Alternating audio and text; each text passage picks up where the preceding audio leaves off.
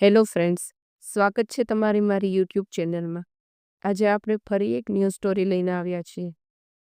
લગ્ન જીવન, marriage life. આ શું રોજ રોજની માથાકૂટ? હું તો છૂટું કરવા ઈચ્છું છું. થાક્યો તારાથી. હવે તારી જોડે ભવિષ્ય કાઢવું મને ઠીક લાગતું નથી. તું મારા ઘરે સારી અને હું? રોનક મોટા અવાજે બધાને સંભળાય તેમ તેની વાઈફ ધ્વનિને કહેતો હોય. સામે ધ્વનિ ઘરના વાસણો જોરથી પછાડે છે અને ગુસ્સો કરતા બોલે છે, બૂમો પાડીને બોલે છે. અરે નથી રહેવું તારી જોડે. શું દાટ્યું છે આ ઘરમાં? મને શું સુખ આપ્યું? છેલ્લા 7 વર્ષથી આગળની વહુ છું, પણ જવા દે, નહીં તો લાંબુ થઈ જશે. રવિવારનો દિવસ છે. શિયાળાની સવાર હતી. વાતાવરણ એકદમ શાંત અને ઠંડુ હતું.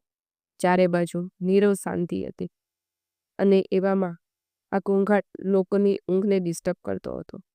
ઘણાને ફ્રીમાં મનોરંજન મળતું હતું તો ઘણા ઇગ્નોર કરતા હતા.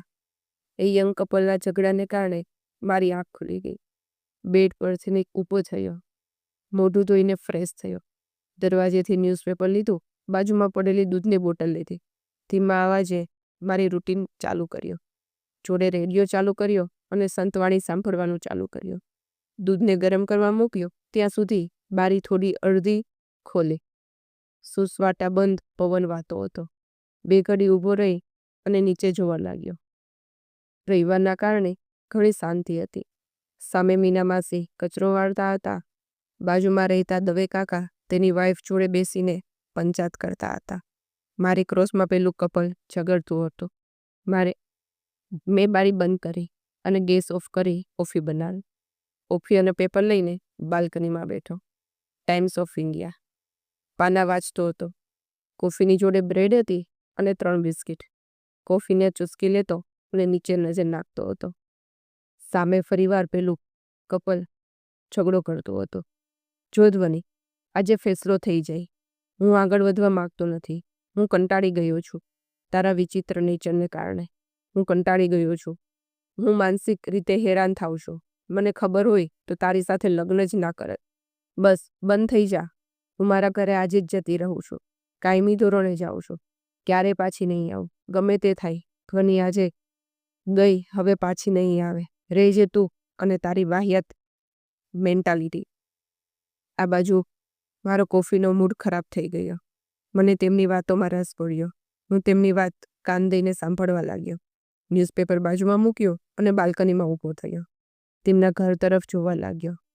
સામે મીના માસી મને જોવા લાગ્યા અને મનમાં ક્યાંક વિચારતા હશે, કેવી પંચાત છે આ પુરુષને. હું તેમની સામે જોઈને હસ્યો અને હું બી મનમાં બોલ્યો, માસી આજે નીચે પંચાત કરશે. મારી સામેવાળો બીજાના ઘરની વાતોમાં રસ લે છે, એ પણ પુરુષ થઈને. દવે કાકા બાલ્કનીમાં ટોવેલ સુકાવવા બહાને આવ્યા. મારી સામું જોયું, મને ઈશારામાં કહ્યું, આજે ગેમ ઓવર. પછી દાંત કાઢીને હસવા લાગ્યા. મેં સામે કહી, ગેમ ઓવર ભલે થાય, પણ આપણે પંચાત નહીં કરવાની. હું તેમની સામે ડબલ દાંત કાઢીને હસવા લાગ્યા. મીના માસી અમને બેયને જોઈને સાવરણી મૂકી નીચે રહેતા સુધા માસીને રાડો પાડી બોલાવા લાગે. સુધા માસીએ સાંભળ્યું નહીં એટલે અંદર જતા રહીએ. હું પાછો મારી જગ્યાએ બેઠો અને ફોન હાથમાં લીધો. દવે કાકા પણ અંદર જતા રહીએ. હું ફોનમાં ઇન્સ્ટાગ્રામ, વોટ્સઅપ, FB, સ્નેપચેટ બધી એપ્લિકેશનમાં આટો મારી આવી. અડધો કલાક જતો રહ્યો. ધીરે ધીરે લોકો અવર જવર ચાલુ થઈ. સૂરજના આછા કિરણો આવવા લાગ્યા. વાહનોનો શોર સાથે સાથે નાના છોકરાઓનો અવાજ આવવા લાગી. જોડે કુકરની સીટી, ટીવી પર વાગતા મોટા અવાજે ગીતો, ક્યાંક ભજનો વગેરે અવાજ આવવા લાગ્યા. હું અંદર ગયો. આજે રવિવાર હતો માટે કોઈ કામ હતું નહીં એટલે નવરો થઈને અહીં ત્યાં ફર્યા કરતો. રેડિયો બંધ કરીને ટીવી ચાલુ કરી. જૂના ગીતો મોટા અવાજે વગાડવાના ચાલુ કરીએ. બીજી બાજુ હું ઘરની સાફ સફાઈ કરવા માંડી. એક હાથમાં ઝાડુ અને બીજા હાથમાં ઝાકળ બધે સાફ કરવા લાગી. દીવાલ પર લાગેલી ફોટો ફ્રેમ ધૂળ ખાતી હતી. એને સાફ કરવા લાગ્યો. સાફ કરતા એક ફ્રેમ મારી આંખ સામે આવી ગઈ. હું એ ફ્રેમ જોઈને સ્તબ્ધ થઈ ગયો અને ત્યાં જ ઊભો રહી ગયો. મારી આંખ એક હશે એ ફ્રેમને જોયા કરતી. એવામાં કુમાર સાનુનું શેડ દિલને લગાવી દેનારું મસ્ત સોંગ વાગ્યું. મારા હાથમાંથી ફ્રેમ પડી ગઈ અને હું ત્યાં જ બેસી ગયો. એ ફ્રેમના તૂટેલા કાચ મને સરખો ચહેરો નહીં પણ મારી ભૂલ દેખાતી હતી. એવામાં મારા ઘરનો દરવાજો જે છેલ્લી 3 મિનિટથી ખખડતો હતો, ટીવીનો વોલ્યુમ ધીમો કરી દરવાજો ઓપન કર્યો. સામે રોહન ઊભો હતો. હું એકદમ સ્તબ્ધ બની ગયો. તેની સામે અચરજથી જોયું. રોહન સીધો ઘરમાં આવી ગયો અને મારી સામે ઊભો રહી ગઈ. હું મદદ માંગવા આવ્યો છું. આખી સોસાયટીના સૌથી હોશિયાર તમે છો અને તમે એજ્યુકેટેડ છો. મારે મદદની જરૂર છે. મને માત્ર 10 મિનિટ આપો, રોહિન એકી શ્વાસે બોલી ગઈ. મેં સાવરણી નીચે મૂકી ફ્રેમમાં કાચની સામે જોયું. પછી રોહનને બેસવા કહી. હું તેની સામે બેઠો ને માંડીને વાત ચાલુ કરી. મને ખબર હતી એ શું પૂછવા આવ્યો હતો અને હું શું કહેવાનો હતો, પણ અમુક ઘટનાઓ ભૂતકાળમાં લટાર મારવા લઈ જવાની છે. મારે પણ ભૂતકાળમાં જવાનું છે. મારી સાથે આવજો એ ભૂતકાળની લટાર મારવા. મેં રોહનને બેસાડ્યા. 2 મિનિટ માટે એમ મૌન રહ્યો અને પછી મારી સામે જોઈને બોલવાનું ચાલુ કર્યું. યુ નો, આજે સવારે જે થયું એ તમને ખબર હશે.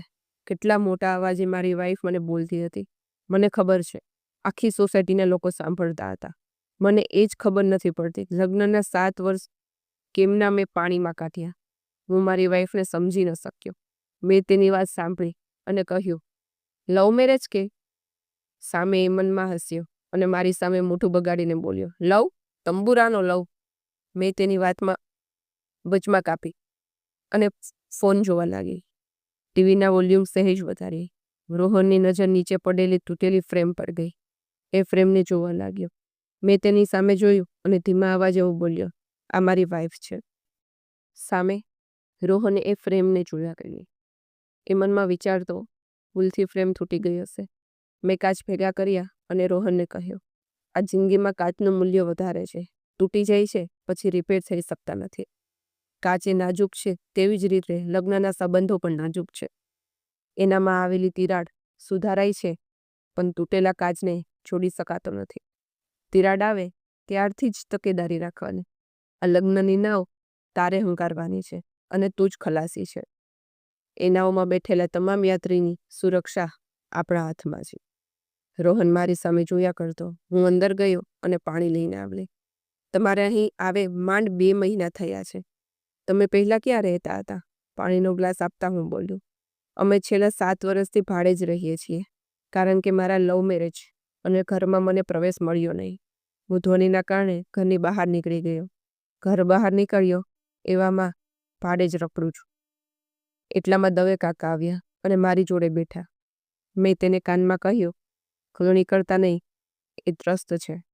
રોહને મને સીધી સવાલ કરી દીધો, ક્યાં છે તમારા વાઈફ? હું 2 મિનિટ મૌન રહ્યો. હવે દવે કાકા પણ ચૂપ થઈ ગયા. 2 મિનિટ બાદ હું બોલ્યો, એ પિયર ગઈ છે. મારા સાસુની તબિયત નાજુક છે. સામે એણે બીજો સવાલ કરી નાખ, તમારા લવ મેરેજ છે કે અરેન્જ? હું ફરી ચૂપ રહ્યો અને મેં મારી આખી વાત માંડીને કહી, અમે કોલેજ કાળમાં સાથે હતા. એ મારાથી 2 વર્ષ નાની. હું તેના ક્લાસમાં હાથે કરીને આંટો મારવા જતો. એના કારણે એ મને ઓળખવા લાગી. ધીમે ધીમે અમે નજીક આવવા લાગ્યા. ક્યારેક ગાર્ડનમાં તો ક્યારેક બાજુના તળાવે મળવા લાગ્યા. એ બીજી કાસ્ટની હતી અને હું અલગ કાસ્ટનો હતો. મારા ઘરે વાત ચલાવવા લાગી. મેં ઘરે તેના વિશે જાણ કરી નાખી. મને ઘરેથી મંજૂરી મળી ગઈ પણ એને ન મળી. એના કારણે અમારા મેરેજ અટકી ગયા. બહુ જહેમત બાદ, કેટલાય નાટકો કર્યા બાદ, કેટલી લાંબી વાતો બાદ એના ભાઈને મનાવ્યું. અંતે માંડ માંડ એના ઘરે માની ગયા. આમ અમારા લવ મેરેજ થયા. રોહન મારી વાતમાં ખોવાઈ ગયો. મને કીધું, લગ્ન પછી કેવો પ્રેમ રહ્યો? દવે કાકાને વાતમાં રસ પડ્યો. તેને મને કોણી મારીને ઈશારો કર્યો. લગ્ન પછી અમે રહેવા આવ્યા. તે સમયે અમારો આખોય ફેમિલી ભેગું રહેતો હતો. મારે બીજા 2 ભાઈ અને એક નાની બહેન હતી. અમે જોઈન્ટ ફેમિલીમાં રહેતા. હું તેના માટે ક્યારેક વેણી લાવતો તો ક્યારેક તેના માટે મીઠું પાન લાવતો. હું તેને બહાર ફરવા લઈ જતો. એ મારા માટે મસ્ત ખાવાનું બનાવતી અને અમે રાતે ચાલવા જતા. રસ્તે મારો હાથ ઝાલીને અમે સુખ દુઃખની વાતો કરતા. એના પ્રોબ્લેમ્સ મને કહેતી. ઘરમાં શું બન્યું, શું બનવાનું છે, એ બધું કહેતી. ક્યારેક અમે બહાર જમવા જતા. તો ક્યારેક હું તેના માટે વ્રત પણ રાખતો. એ મારા માટે નકોડા ઉપવાસ કરતી. અમારો પ્રેમ ઘણો સારો હતો. સમય જતાં અમારો પ્રેમ વધુ ગાઢ બનતો ગયો. સમય જતાં હું અમે જ રહ્યા આ ઘરમાં. ભાઈ પરણી ગયા અને બહેન સાસરે ગઈ. મારા માતા પિતા અહીં રહેતા તો ક્યારેક ભાઈને ત્યાં. એ ગાળામાં અમે ઘણી નજીક આવી ગયા. અમારો પ્રેમ લગ્ન પછી વધુ મજબૂત બની ગયો હતો. હું ગવર્મેન્ટ જોબ કરતો અને તે એક નોન ગવર્મેન્ટ સંસ્થામાં હતી. એવામાં મેં દવે કાકાને કહ્યું, કાકા ઘરે જાઓ, બહુ વાત સાંભળી. કાકી તમને યાદ કરતા હશે. મેં ફરી રોહનને કીધું, મારે બીજા કામ છે, માટે આપણે વાત અહીં અટકાવીએ તો. રોહન મારી સામે જોઈને બોલ્યો, હું હમણાં સાંજે આવું છું. મારે તમારાથી ઘણું શીખવાનું છે. હું આવીશ, મને મારા સવાલોનો જવાબ આપજો. હું ફરી એકલો બેઠો. એ લોકોને ગયે 10 મિનિટ થઈ ગઈ હતી. ટીવી બંધ કર્યું અને ફોનમાં નજર નાખી. ફોનમાં એ જૂના ફોટોને જોતો અને મનમાં હાસ્યા કરતો. એ તૂટેલી ફ્રેમ હાથમાં લીધી અને કાચ ડોલમાં નાખ્યા. એ ફ્રેમને ફરી દિવાલ પર લટકાવી. કાચ ડોલમાં નાખી દીધા. એ દિવાલ પર લાગેલી અન્ય ફ્રેમને પણ સાફ કરી. એક ફ્રેમ બહુ જૂની હતી, જેની ધૂળ રોજ સાફ કરતો હતો. એ ફ્રેમ પણ સમય સાથે વૃદ્ધ બની ગઈ હતી. તેનો કાચ ઝાંખો પડી ગયો હતો અને અંદરનો ફોટો પણ યલો પડી ગયો હતો. એ બપોરે હું સૂઈ ગયો. સાંજ થવા આવી. વહેલું અંધારું થવા આવ્યું. લોકો ઘરમાં પુરાવા લાગ્યા હતા. એટલામાં ડોરબેલ વાગી. સામે જોયું તો રોહન અને ધ્વનિ ઊભા હતા. બે હસતા હતા અને રોહનનો હાથ ધ્વનિની કમર પાસે અને ધ્વનિનો હાથ રોહનના બીજા હાથમાં હતો. બેયને અંદર આવકારો આપ્યો અને અંદર આવ્યા. તેમના મોઢા પરથી લાગતું હતું બેયનો ગુસ્સો ઉડી ગયો છે અને ફરીવાર એકમેકના બની ગયા છે. એ અંદર આવ્યા. મારી સામે બેઠા.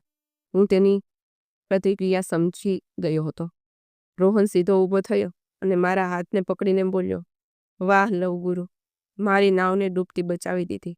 આજે હું એ નાવનો ખલાસી બની ગયો અને નાવને આગળ લઈ જાઉં છું. મેં તમારી દરેક વાત ધ્વનિને શેર કરી. તમારા પ્રેમ અને તમારી ફરજ બધું જાણ્યું. ધ્વનિને તેની ભૂલ અને મારી ભૂલ સમજાઈ ગઈ. મેં તેની માફી માંગી અને હવે હું કાલે તેને ફરવા લઈ જવાનો છું. સામે એને મને પ્રપોઝ કર્યું અને તેની ભૂલને યાદ કરી રડવા લાગી. અમે બે બહુ ખુશ છીએ. અમે કાયમ ભેગા રહીશું.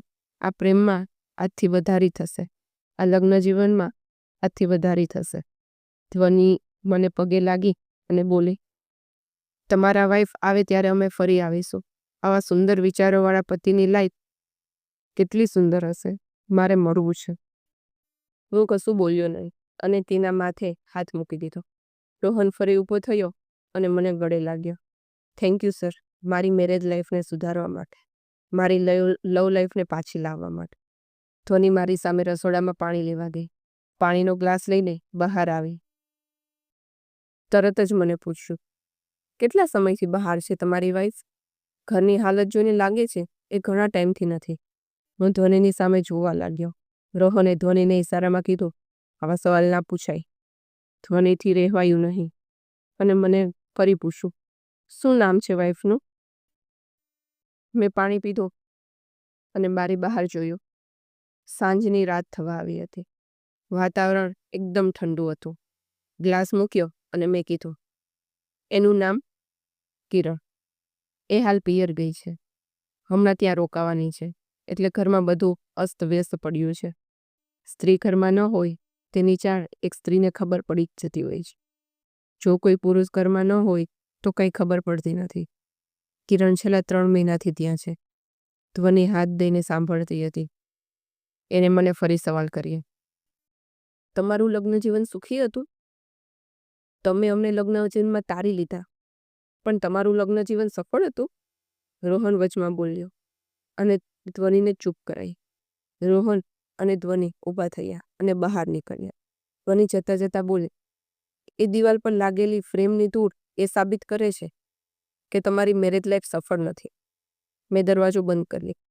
એ દિવાલની ધૂળ જોવા લાગ્યો. બારી બંધ કરી અને સોફા પર આડો કરી. સોફાને અડીને આવેલા ટેબલ પર મારો હાથ અથડાઈ. એને કારણે ત્યાં મૂકેલી અમારા લગ્નની સચવાયેલી ફ્રેમ અટાકતી તૂટી ગઈ, સીધી નીચે પડી ગઈ અને કાચના ટુકડા. હું ઊભો ના થયો, ત્યાં આડો પડી રહ્યો અને મનમાં બોલ્યો, કાચ તૂટવાથી સારા સકન થાય છે. સારા સકન થઈ ગયા. મારા કારણે એક પ્રેમી જોડું તૂટતા બચી ગયું. એ જોડું વિખરાતા બચી ગયું. એ જોડું લગ્નની જોડમાં જોડ બંધાઈ ગયું. ભલે મારી એ મારા હૃદયમાં સ્થાન બનેની ફ્લેમ તૂટી ગઈ. એ ફ્રેમ ભલે તૂટી, પણ કોઈના લગ્નની ફ્રેમ ના તૂટવી જોઈએ. હું એ સોફા પર આખો દિવસ પડ્યો રહી. એ રાતે ઠંડી લાગતી હતી, પણ ઓઢ્યા વગર સૂઈ રહ્યો. મને એ વાતે ઠંડી લાગતી નહીં, કેમ કે મારા કારણે એક યુગલ બચી ગઈ. ભલે મારું યોગદાન ઓછું, પણ બચી તો ગયું નહીં એ યુગલ. સવારે ઊંઘમાં ઊભો થયો અને ધ્યાન બહાર નીકળી ગયો. એ કાચ મારા પગમાં સીધો ઘૂસી ગયો. લોહી નીકળ્યું અને રાડ નીકળી ગઈ અને કિરણના નામ મોઢામાંથી નીકળી ગઈ. ગમે તેમ કરીને કાચ ભેગા કર્યા અને પગે પાટો બાંધ્યો. એ કાચને ફરી ડોલમાં નાખ્યા. દવે કાકાને જાણ થતાં મને પૂછવા આવ્યા. વાત વાતમાં રોહન અને ધ્વનિની વાત નીકળી. એ યંગ કપલ તો ફરવા નીકળી ગયો. સારું થયું એ બચી ગઈ. નહીંતર છૂટાછેડા થાત અને સુખી સંસારનો માળો પુરવાઈ. મેં દવે કાકાને કીધું, સુખી લગ્ન જીવનમાં અડચણો ઘણી આવે, પણ સામનો કેવી રીતે કરવો આપણા હાથમાં છે. મેં તેમની મદદ નથી કરી, પણ મારા જીવનની એ અમૂલ્ય વાતો કહી. એ અમૂલ્ય વાતો તેને સારી લાગી અને તેમનો માળો સચવાઈ ગયો. દવે કાકાએ જતાં જતાં મારા ખંભે હાથ મૂક્યો અને બોલ્યા, તું પોતે છૂટાછેડા લઈ ચૂક્યો છે, એ વાતની જાણ કરતો નથી. ભલે તારો માળો આ લગ્ન જીવનમાં સંપૂર્ણ નાશ પામ્યો છે, પણ એમના માળાને નાશ થવા દેતો નહીં. એ વાતની જાણ ક્યારેય કરતો નહીં અને થવા દેતો નહીં.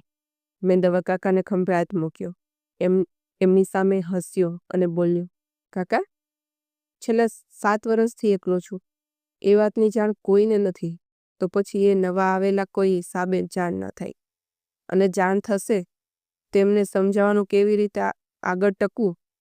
હું તો મારા જીવનમાં આગળ વધી ગયો, પણ બહુ એકલો છું. આ ફ્રેમ મારો સહારો છે. હવે તો ફ્રેમ પણ તૂટવા લાગી છે અને હું પણ તૂટવા લાગ્યો છું. મારે આંખમાંથી આંસુ વહેવા લાગ્યા. કિરણનો ચહેરો મને દેખાવા લાગ્યો. હવે દવે કાકા જતા રહ્યા. એ ફ્રેમ પાસે ગયો અને આંખો લૂછીને એ ફ્રેમને તાકતો રહ્યો. એ ફ્રેમને તાકાત મને યાદ આવ્યો. મારો એ 7 વર્ષ પહેલાંનો કાળ. મારી આંખ સામે કિરણ ઘર છોડીને જતી રહી. એ રવિવારના દિવસે મોટો ઝઘડો કર્યો અને મને કાયમની માટે છોડીને જતી રહી. હું તેની વાટ જોતો ઊભો રહ્યો, પણ એ વાટ ખૂટી નહીં. હું તેને એટલો ચાહતો, એ બધી ચાહત ભેગી કરી ચાહતના ટુકડા કરીને જતી રહી. એની યાદ પેટે માત્ર ફ્રેમ રાખીને, જે મને તેની યાદ ને તેના હોવાનો અહેસાસ કરાવતા. હવે ધીરે ધીરે ફ્રેમ તૂટવા લાગી અને એની યાદો પણ મારા હૃદયમાંથી ખસવા લાગી. એ દિવસે ઓફિસે ગયો નહીં અને બારીની સામે બેસી રહ્યો. કિરણની રાહમાં 7 વર્ષ કાઢ્યા. હવે ખબર નહીં કેટલા કાઢવાના છે. બહુ લગ્નની ડાહી વાતો કરી, પણ હું પોતે ગાંડો સાબિત થયો. તારી યાદના સહારે ફ્રેમને તાકતો રહ્યો. તારી યાદના સહારે તારા જીવનને ચાહતો રહ્યો. મનમાં એક વાતનો સંતોષ થયો. એ પ્રેમી જીવ છૂટાછેડાના વાવાઝોડામાંથી જીવતા રહી ગયા અને બચી ગયા. હું એ વાવાઝોડાને સમજી શક્યો નહીં અને વચમાં પડી ગયો. આજે રોહનને ત્યાં બેબીનો જન્મ થયો અને તેનું નામ કિરણ રાખ્યું છે. એ કિરણ નામ કાને આવતા જ હું ખુશીમાં નાચી પડ્યો. છેવટે મને અહેસાસ થયો, મારું પણ લગ્ન જીવન સફળ થયું.